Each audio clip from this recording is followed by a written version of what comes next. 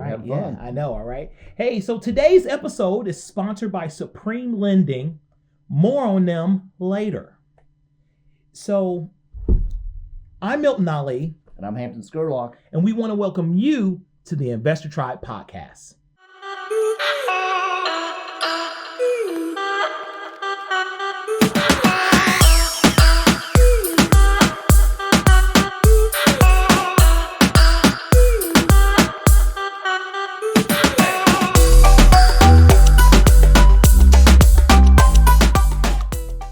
We have here with us a distinguished and amazing guest, as we always have here. We have amazing guests here at the Investor Tribe podcast. So we want to invite, and we are so grateful that we have my brother Garry with us here with Supreme Lending. Welcome to the Investor Tribe podcast. Thank you for having me, guys. Yes, that's absolutely amazing. So you've been in the lending game for a while now. What drew you to the mortgage industry?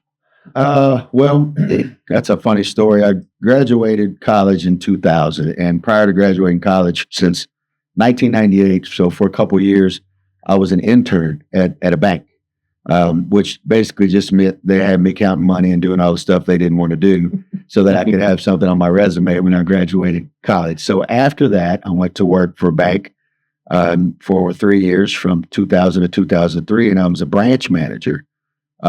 And as I became a branch manager, I was really good friends with a lot of people at a company called Century Mortgage Company. Oh, yeah. It is no more. Great company. And then I started banking them, and I started, quite honestly, seeing some of their deposits. So I called them, like, what's going on here? You guys, what the heck is going on? And they were like, well, this is not normal. You're banking the best of us, right? And people in this business, as you guys know, being business owners and self-employed people, there's more people failing than there are succeeding, right? So I was fortunate enough to be banking the guys that were succeeding and doing well, and I became interested, right? So I already liked banking and finance, and then I got interested in what they did, and eventually just gravitated over towards. In 2003, I left the bank and went to Century Mortgage Company.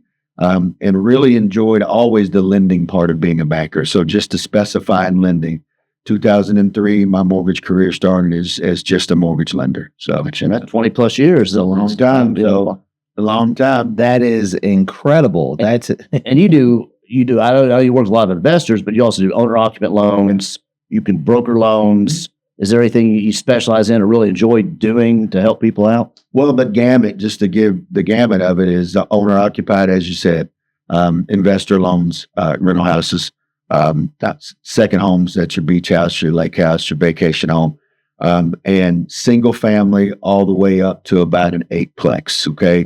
Over a 4-plex gets a little tricky, but we can do it. So just lots of different stuff.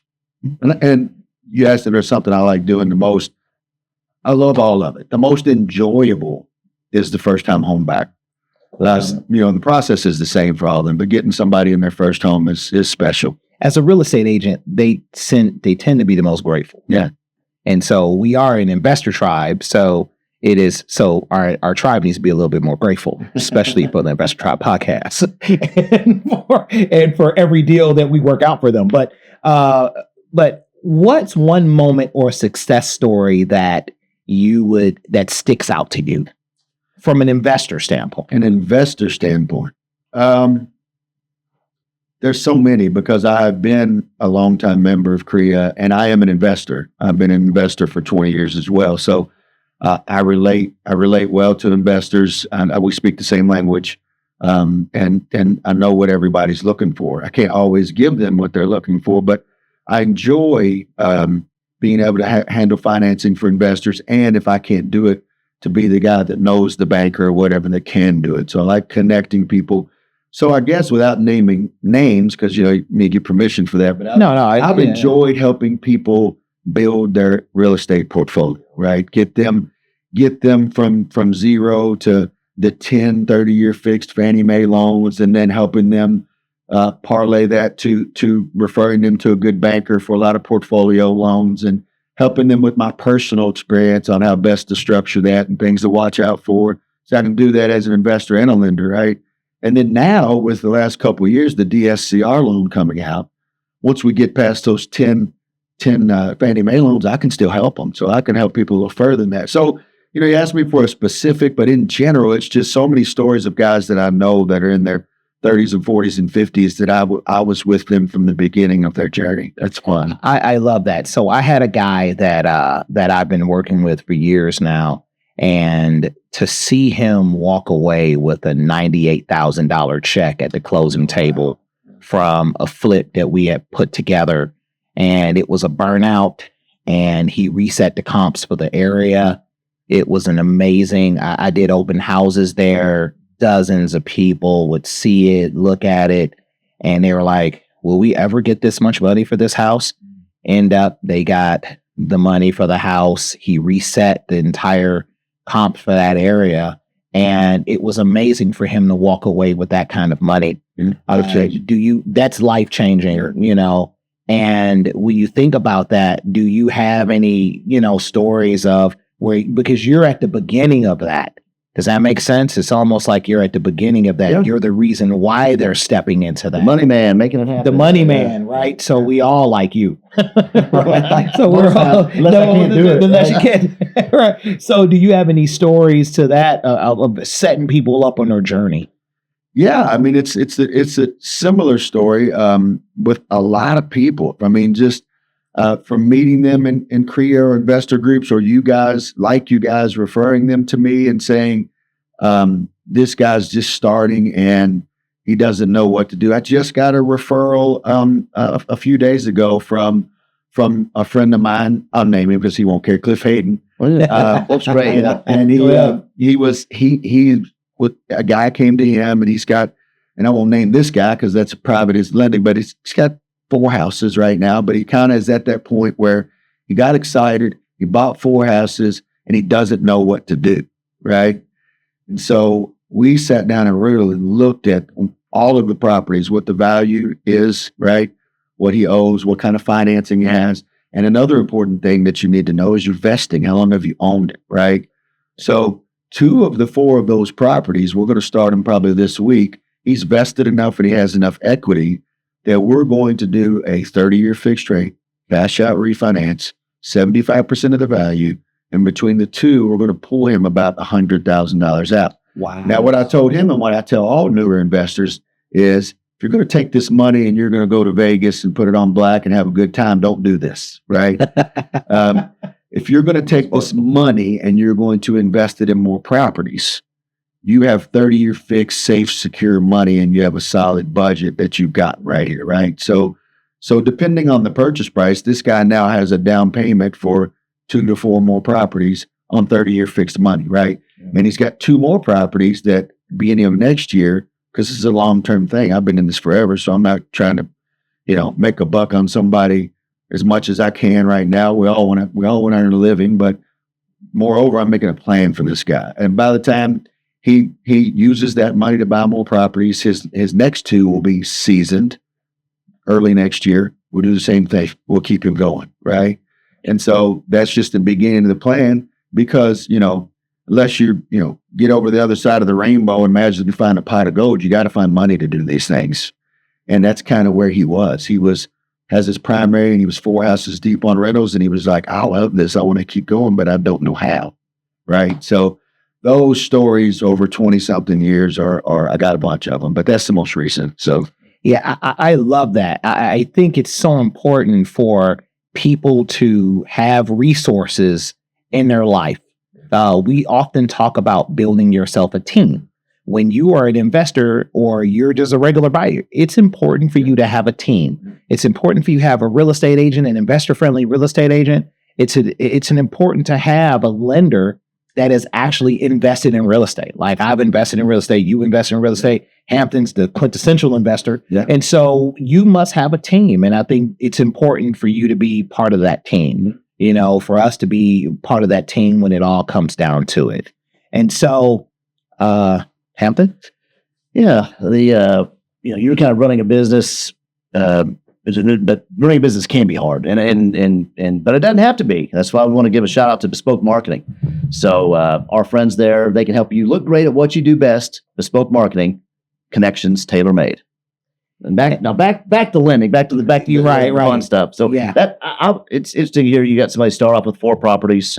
You know, they're starting a plan, they're refinancing, they're pulling out equity, and I'm fast forwarding to 5 years from now. I bet if we sat down, 5 years from now, that gentleman, may have, I'm guessing, 5 times as many properties by then. I hope so. Yeah. Because with the right guidance, with the access to the capital, if he keeps his credit, clean and still can find good deals on properties, the sky's the limit. And with the right team, you can acquire those.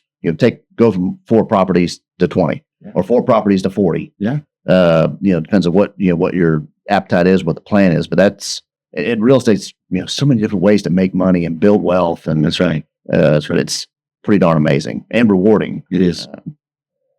And so I was curious about, there are so many loan options out there, and what's a common myth or misunderstanding, Garry, that you hear all the time from both investors and just traditional buyers, but really just kind of investors? What are some of the misunderstandings that people that come out there? Okay.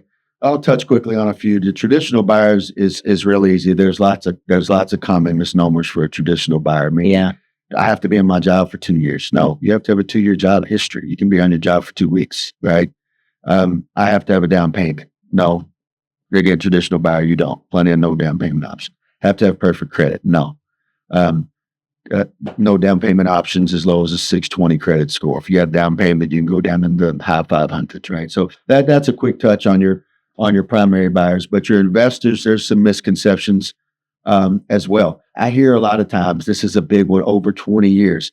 I don't have my 10 Fannie Mae's yet, so I should be able to do 10. And I ask them, I said, well, how many properties do you have loans on? Oh, 40. Yeah, no, you can't do any Fannie Mae's. Oh my gosh, I don't have 10. You could, to do financing, conventional financing with Fannie Mae, you can't have more than 10 properties financed. Right. Right. So if you have 4 properties with equity lines on them, 4 properties with bank notes on them, and 3 properties that you had previously with a conventional loan, you have 11 properties financed. It doesn't matter what type of financing, right? So you're now outside of the scope of Fannie Mae, right? It's the number of properties that you have loans tied to, regardless of what type of. But someone in that situation, you may be able to work with them and consolidate if they had a lot of equity in a couple of them. Yeah. Say, hey, let's wipe out a couple of those loans. Let's consolidate into one, and now they go from 11 down to 7 or 8. Even better, took a guy from 15 to 10 several years ago, and he had all these different type of loans and other. Just get him referred to somebody that cares about your business and that understands the investor side and the lending side. And he said, what's the best thing I can do with this? And so after we looked at it, I said, let's take your 10 best properties, being the most valuable. Let's cash out, refinance all 10 to the maximum loan to value, which is 75% on a cash out. And we'll pay off the other 5. Now you have 5 properties free and clear. You have options now, okay? You can have this amazing cash flow on all these 5 properties, or you can take those 5 properties to the bank and get a bank note to get all this cash out to go buy more properties, but we have secured your 10, 30-year fixed loans. Does that make sense? So we've really helped him on the first big bulk of his financing. See, and I love that because you have now transferred from, hey, we've helped you with financing, to now you are on your wealth building journey. That's right. Right? Because now that 5 properties are paid off, that cash flow went up several percentage points every month. And so as you are younger, you're encouraged to start off with, hey, appreciation. Right. When you're buying, get the appreciation going on. When you become old like me, then you're thinking of perhaps some cash flow. Mm-hmm. And everyone has different types of perspectives when it comes to that, but being able to handle both sides of that is super important. And I meet people all the time that I work with that are getting to that level of, okay, I built up enough doors. Now it's time to consider how to increase that cash flow off of these properties over time. Yeah. And I think that's an excellent way to go ahead and do that. Sure. Is there any, I hate to say or be negative, but when working with any investors, or if investors are looking for lenders, are there any big, red flags, gonna pull this out for Bill here. You know how it's back there. Any red flags that you're on the lookout for, or types of properties that are real tough for investors to loan on? Yeah. Not you like that. I was looking for the property types. That's a great question. No property type is really out of the question, but there are more challenging ones. For example, right now I'm doing a DSCR loan for someone with an octagon-shaped house. Okay, you may think, I got a really great deal on this house. It's in perfect shape. It's 3 bedrooms, 2 baths. This one's a VRBO on the lake. It's a beautiful kitchen, and it is a good property, right? But we have in-house DSCR. We're a lender. We lend our own money. Supreme Lending did about $6 billion in home loans last year, licensed in every state. So I don't say that to brag, but give you the scope of the company. We're not a broker. We're a lender. But in the rare instances that we don't have a product, we can broker it. So we have 10 in-house DSCR programs. Not one of them would touch that property. So then I went to the 25 brokers that we broker with. I found one. And we're in the middle of it, and I've got my fingers crossed, fingers crossed, hoping. We're dead in the middle of it. And so you see that we'll probably get that done. But that property type is tough. Berm homes are tough. Not out of the question, but they're tough. Log homes are tough. Not out of the question, but they're tough. All of these unique properties, let's say you have a 2-story home and your kitchen's on the 2nd floor. Well, that's unique, right? So any type of really unique situations that you find, not always the only solution, but the primary solution is you have to find comps, and that's tough. That's the big reason, right? It's a unique property. So is that a pretty good answer to your question? That is a pretty good answer. So Yeah. And so quick question before our break here is that if you're a first-time investor, came to you for advice and to get their financing in order, where would you tell them to start? Well, I would start by saying I'd have a consultation with them, because I kind of view myself as, I'm not licensed financial advisor, but I view myself as a financial advisor, not with your stocks, bonds, mutual funds, things like that. But as far as looking at your whole picture, right? So I'd start by that person having a consultation with them, because I've been them, right? And I have concern for them doing it the right way. If you do it the wrong way, you can end up in bankruptcy court real quick, right? Yep. So I want to find out what their overall picture looks like. I want to get their credit. I want to see how much assets they have, checking, savings, stocks, bonds, mutual funds, et cetera. We'll see if they have a house, what kind of equity they have. Check and see if they've got, credit cards and student loans and personal loans and things. And so, quite honestly, I may be able to approve that person with all that. And I tell them that. I don't shy away from doing a mortgage loan, right? I'm obligated not to. So I'll tell them, I can approve you. You've got, I say, 20% down to buy this rental house, and I can approve you for it. Let's go. Let's do it. But man, if I were you, I really would get rid of that credit card debt first. I'd get rid of those personal loans first. If you want me to advise you like I would my brother or my son, Right. I start by saying your goal should be to have only appreciating or income producing assets. And your camper is not one. Yeah. The car you just bought usually going down. Your Beamer's not one. The worst case, even like what I've recently told my oldest son, is like, listen, a kid, he's starting to be an investor. I never push my kids. I just advise him to do things, but he's starting into it. He's got a second house, and he said, "What do you think I need to do with my finances?" And I said, "You've done a good job. You've paid off your credit cards. You've paid off your down payment assistance loan on your first house that you bought. Now," I said, "it's not at your age. I'm okay with it. But at some point, you're going to want to get rid of the car loan." Now, that's just my advice. Some people don't care, right? I said, I don't think it's the end of the world if you have a mortgage on your primary, cash flowing mortgages on all your rentals, and a car loan, right? Yeah. That's not the end of the world. It's okay. That's a fixed debt. It's not terrible, right? But definitely, again, a long way to answer your question, but get rid of all that other debt, maybe a car loan, and have the goal to get rid of that, where then you go to only have, again, appreciating or income producing assets. Get as much of that as you want, whether that's $10,000 a month in rents or $1 million a month in rents. And when you get there, start trying to pay that down. Yeah. And that's great. So excuse us, Garry. And when you do get there, if you're like, like me or other investors, you've got rental properties that are constant state of revival. And I've used this company recently. They're a big sponsor and friend of the podcast. Benthall Brothers. They're family owned. They do siding. We use them for windows, garage doors, premium exterior products. You can look them up and find them at benthallbros.com. And for all your exterior and home siding needs. And I know a few things, or remember a few things, because we went to high school together. Yeah. And I Don't say everything. I won't say everything. We had mutual friends and things, and I found out, and friends of the podcast will know about Milton. He was actually in a dance troupe, dance gang, posse. I'm not sure, what it was. He had nicknames and everything. Were you part of any little club? Maybe you and some other football players involved your jersey numbers? Because I remember this. I don't know if you'll talk about that at all. That's why we're having I know fun here. exactly what you're talking about. The low 50 boys. The low 50 boys. Gene Sparks, John Stammerman, Tim Bone, Matt Meehan, Gary Settle. Yep. Absolutely. Yep. John Stammerman. We all, goofy high school stuff. You had your number, gold numbers, we all had a little chain with our number. We all made a logo. We put it on the back window of our cars. We got T-shirts.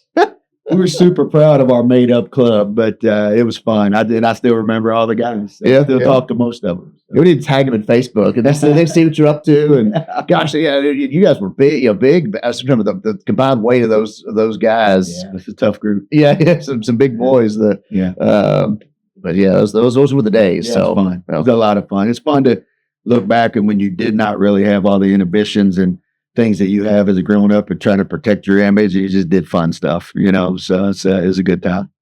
And so, as, because you've been in the game for a long time. And if you look back over your career, what is the biggest shift or change that you've seen in lending? And how can borrowers prepare for any market? A lot of investors we're always looking for money. And we're always looking for deals. We're always looking for money. What are some of the shifts you've seen looking back over your? Oh my gosh, I've seen a bunch of them. I mean, first you go back to 07 and 08 when we had the what they call it, the Great Recession, and then Dodd-Frank reform and all that stuff. Right. Involved in that, and we all thought, oh my gosh, this is the end of the world, right? And all these reforms to mortgage lending, we're not going to be able to do business. This is too restrictive. They've got their hands around my throat, right? Right. And all the property values tanked, and we thought we're never going to recover. And you fast forward, and not too long after, I mean, in my brain, because I'm old, values were higher than they were before the tank. Right. Yeah. Lending levels were higher than they had ever been. Right. And then you go on and you get through COVID, and oh my gosh, the world's going to end again. Like to say, we're going to end again. Nobody's going to do business. When that pandemic first started happening, us lenders and people that are commission only, self-employed, thought, man, I'm going to have to deliver pizzas. This is going to be terrible. And it was the biggest boom we ever had. People were at home and they didn't have anything to do but call about buying houses and refinancing houses. So, and I did that during the dark times. Yeah. I mean, I had to get out there and do something. Yeah. And the world didn't end, right? It didn't end. and then we go through a couple of things that you guys that are realtors, the reform that happened to you guys, right? And I'm sure a lot of you guys thought, oh man, this is the end of the world, the end of my business, the end of the buyer's realtor. It's not. Everybody just reformed, started changing the way they talk to people. Everything's fine. And then now, this 3-year tank we're in and the rates and all this stuff, and that's been a challenge, right? That's worse than the 08. Why it's worse than the 08 is the 08 one turned off like that and then turned on like that, right? And it was a period that wasn't too long. It seemed long, right? But this is a 3-year drag, right? But all those things and all the things that are to come, what I would tell realtors, investors, loan officers, anybody in this type of business, the world's still not going to end. It's going to be okay. Stick to your principles on how you do business. If you're an investor, stick to your principles on the amount of equity and cash flow and how you do things. It's all relative to whatever market you're in, right? Stick to your principles and be ready to adapt and change and shift and pivot. And so that sounds like I'm a little bit talking about both sides of my head, right? Yeah. Stick to your core principles, but also be ready to say, well, there may be a new way that I have to do business. Social media and things like I ain't have Facebook till 6 years ago, right? And if you see me now, like I'm doing videos and all this stuff that is madly uncomfortable for me. So, but until 6 years ago, I'm a guerrilla marketer, man. I go knock door to door, meet people and shake hands, and that's how I do it. And that's why I say stick to your principles. I still do that. And do you still have the barbecue truck? I do. Or the tailgating? What is it the name for it? Thanks for mentioning that. We call it the tailgater. We went and bought several years ago an enclosed trailer. We logoed it up so it would look cool. And we have in it like 35 chairs, 3 giant tents. We have a grill. We have a sound system. We have mats and tables, and it's kind of a party in a box. So for realtors and clients, people want to do an employee appreciation. People want to do whatever.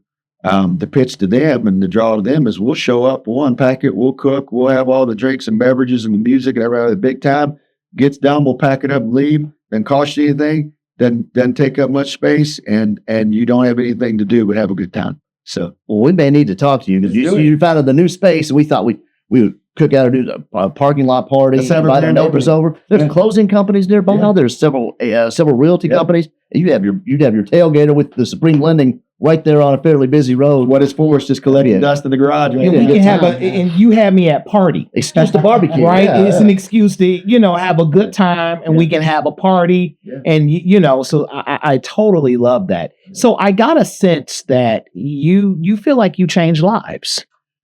I hope so. I hope so. One of our company mantras is to enrich lives. And that literally, you'll see that all over our website and everything, is to enrich lives and put people in homes. There's more to it, but I'm paraphrasing. Those are the two main things that we do. And then yes, and I absolutely, that if I can make a decent living and provide for my family, build wealth personally, and at the same time enrich lives, man, what's better than that? Wow. That's absolutely amazing. Hampton? It's rewarding business. So it's enriching lives, put people in homes. Realtors can do that. Investors, we do that, whether we're renting homes and fix them up and then somebody's buying them to live in and raise their family in. But how we want people to, how can they reach you? Once you give your promo shot, basically give us the commercial, how they reach you, what you do, website, everything. Hey there, I'm Garry Settle with Supreme Lending. With 20 plus years in the banking and financing industry, I'm here to help you accomplish your dreams with respect to buying a home, a primary residence, a vacation home, or an investment property. You can come to me with confidence and know that I can find the best thing to fit your needs. So, how do you connect? Call me. My cell phone number is 502-298-1356. Also text that number, 502-298-1356. Monday through Sunday. Let me help you accomplish your goals and your dreams. Well, Garry, we want to thank you so much for coming out today. You are a member of the tribe. Okay. Man, you're in the tribe. And will you come back and hang out with us? Yeah, anytime. And so we're going to have to do this again. And we thank you so much for hanging out. We learned a lot today, man. We did. We also learned with the money and the party. And we know where the money and the party is. I said, you can invite him to the barbecue, but he's bringing the barbecue. No. Is he bringing the money? Oh, he does for investors. He can bring the money. Yeah, he can bring the money and the party. Yeah. Come on, what's better than that, right? And at the Investor Tribe, we're going to help facilitate that. Yes. For you, And I'm Milton. And I'm Hampton Scurlock. And we'll catch you on the flip side of the Investor Tribe. The Investor Tribe podcast is brought to you by the Investor Tribe, all rights reserved, featuring Hampton Scurlock and Milton Aldi, executive producer Drew Cookenmaster, produced and distributed by Bespoke Marketing.